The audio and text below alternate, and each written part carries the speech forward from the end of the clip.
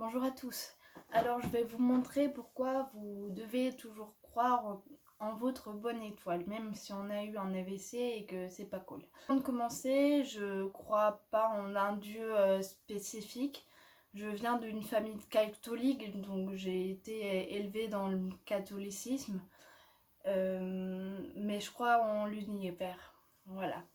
Et je crois qu'il y a une autre vie après la mort. C'est pour ça que je prie à chaque fois que j'ai perdu un truc ou à chaque fois que j'ai besoin de courage pour faire quelque chose. Je prie mon grand-père, le père de mon père, qui est mort en 2004. Et je l'aimais beaucoup. Et lui aussi, il m'aimait beaucoup. J'étais sa première petite fille parce que je suis l'aînée de mes cousins. Beaucoup de fois, il me l'exauce. Moi, je crois ça. Après, je respecte votre avis. Donc, je vais vous raconter 4 anecdotes que j'ai vécues qui m'ont convaincue du fait que j'avais une bonne étoile. La première, c'est quand j'étais en voiture, ça devait être en 2010. Il pleuvait et j'écrivais un texto. J'ai été au Mans, j'étais sur une route limitée à 70 km/h. Et quand j'ai levé les yeux, quand j'ai regardé la route, j'ai vu une voiture qui était à 100 mètres de moi. Donc je pouvais pas freiner sans rentrer dedans, freiner parce qu'il pleuvait et j'allais faire... Et dû choisir, est-ce que je freine ou est-ce que je vais à gauche? Parce que j'étais sur la file de droite. Et à gauche, il y avait une moto. Et je savais que j'allais rentrer dedans. Je n'avais pas le temps de penser et j'ai tourné à gauche. Miraculeusement, je ne l'ai pas touchée. Je ne l'ai pas vue. Elle avait peut-être foncé foncé quoi. Je ne l'ai pas vue devant, je ne l'ai pas vue derrière, j'ai rien vu. En même temps, j'étais choquée, j'étais un peu bouleversée. Et bah voilà. c'est c'est ma bonne étoile, je pense, qui m'a sauvée. Oui, ça c'est quand j'avais pas mon AVC. Parce que quand j'ai eu mon AVC, on m'a dit tu peux plus reconduire à moins que tu te fasses une voiture aménagée et j'ai pas voulu parce que j'habitais dans des grandes villes. Deuxième anecdote, c'était en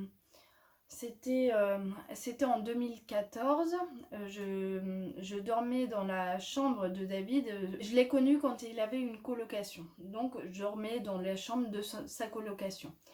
Et il m'avait donné un double des clés. Et je l'avais rentré sur mon trousseau de clés. Et pas de bol, j'ai perdu mes clés. Elles étaient dans mon portefeuille.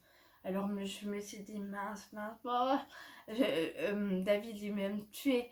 Euh, j'ai refait tous les chemins par lesquels j'étais passée. J'étais passée par le grand parking de Tesco, ça correspond à Leclerc. Je l'ai pas trouvé, enfin j'ai passé au moins 1 heure à chercher partout et c'était horrible. Et au final je me suis rendue à l'évidence, je la trouvais pas, alors je suis rentrée en pensant mince, comment on va réagir David. En rentrant dans la colocation, j'ai retrouvé mes clés. Elles étaient à la même place, dans mon portefeuille. Alors qu'avant, j'avais bien cherché partout dans mon portefeuille. Et les clés, elles étaient lourdes et grosses. Troisième anecdote, j'ai entendu une petite voix, avant mon AVC, une petite voix qui me disait tu vas plus pouvoir mettre tes talons, tu vas plus pouvoir mettre ta talon. Je me suis dit quoi? C'est pas la petite voix que j'entends tous les jours quoi. Ma petite voix il me dit souvent les défauts que j'ai, comme la plupart des filles je crois. Mais là j'ai entendu tu vas pas pouvoir mettre tes talons. Et je savais pas du tout que quand on avait un AVC, on ne pouvait plus mettre de talons parce que le pied il est penché. Enfin, le pied il est passable quoi. Donc voilà. Pour mettre des talons, il faut être bien stable. En fin de compte, j'ai eu un AVC.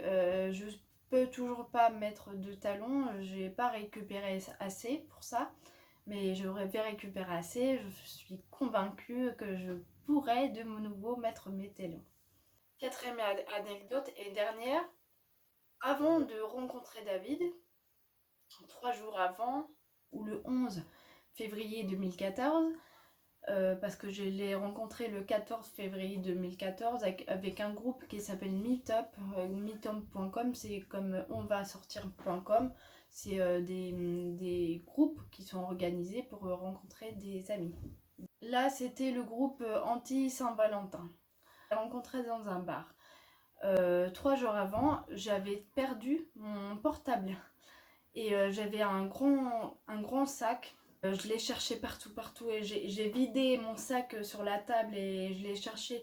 J'ai regardé tous les produits, je le voyais pas et j'ai fini par palper mon sac pour voir si j'avais rien oublié et rien. Donc je me suis dit mince, comment je vais faire? Parce que vous savez que maintenant qu'on a des portables, quand on sort sans portable, c'est la galère pour nous. J'ai passé 2-3 jours comme ça. Et quand je suis allée au bar où j'ai rencontré David, je cherchais un truc, je me souviens plus quel truc, et j'ai fourré ma main dans mon sac et j'ai tapoté comme ça, et j'ai senti une sensation que je connaissais, et je l'ai sorti et c'était mon portable. Comment il a pu arriver là? Comment? Ne me dites pas que c'est parce que j'avais mal cherché ou... Et je me suis juré de chercher partout, d'être sûre que je l'avais bien perdu. C'est ma bonne étoile, encore une fois. Voilà. J'ai oublié l'anecdote la plus importante, du coup c'est la 5e. 2e année de master, 3e et dernière année. J'avais déjà eu mon master 2 études, cours, et il me restait juste à faire les stages. Donc j'avais fait en 2014, j'avais fait un stage à Montpellier, chez un traducteur, de novembre à janvier, je crois. Et j'avais réussi à décrocher un stage à Cadix, chez une boîte de traduction qui est en fait une chaîne. C'était du 1er avril à fin mai. Et fin mai, je vais terminer mon stage. J'avais tout préparé pour mon retour à l'avion en Angleterre. J'avais cherché partout si j'avais pas oublié des trucs, parce que si j'oubliais un truc, je le reverrais pas, parce que ça coûterait trop cher en frais de transport. Donc il fallait mieux que je m'en rachète un. Donc j'ai tout vérifié, j'ai tout mis dans mon sac, bien rangé, et je suis partie en faisant bien attention d'avoir tout rangé, d'avoir tout pris. J'ai dû au revoir à mes colocs que j'aimais bien, donc ça m'a rendu triste, et j'ai pris le taxi parce que j'avais appelé un taxi et on était parti. Une fois arrivée à l'aéroport, j'ai l'intuition de rechercher dans mon sac pour bien voir qu'il y avait mon portefeuille. Et il n'y avait pas mon portefeuille. J'ai cherché partout, j'ai cherché dans mon sac à main, j'ai cherché dans ma valise, il n'y avait pas. Et comme moi, je sais que quand je cherche, je suis un peu étourdie, je cherche pas bien, j'ai demandé au chauffeur de taxi de m'aider. Et il n'y a rien trouvé non plus. Donc je me suis rendue à l'évidence, j'ai dit s'il vous plaît, ramenez-moi à l'appartement. Je vais encore chercher. Et il m'a ramené à l'appartement. J'ai demandé à une de mes colocs de m'aider. J'ai cherché dans la chambre, dans le couloir. J'ai même cherché dans les poubelles de la cuisine et rien. J'ai cherché pendant une demi-heure, 1 heure, et je suis redescendue. J'ai dit au chauffeur désolé, j'ai pas trouvé, donc je vais rester là. Permettez-moi de rechercher encore dans ma valise si on a bien cherché et s'il n'est pas là. Et j'ai ouvert ma valise et j'ai soulevé quelques affaires et il était là. Oh, il était là. Alors que le chauffeur de taxi m'a dit, j'ai bien cherché, on a bien cherché, non? Et j'ai dit oui, mais il est là. Et miracle, miracle. Et j'étais trop contente. Je pourrais rentrer sans encombre le jour même. Et voilà. Croyez toujours en votre bonne étoile. C'est pas parce qu'elle n'a pas été là le jour où vous avez eu un AVC qu'elle ne sera pas là pour toute la. Dites-moi si vous croyez ou non en votre bonne étoile.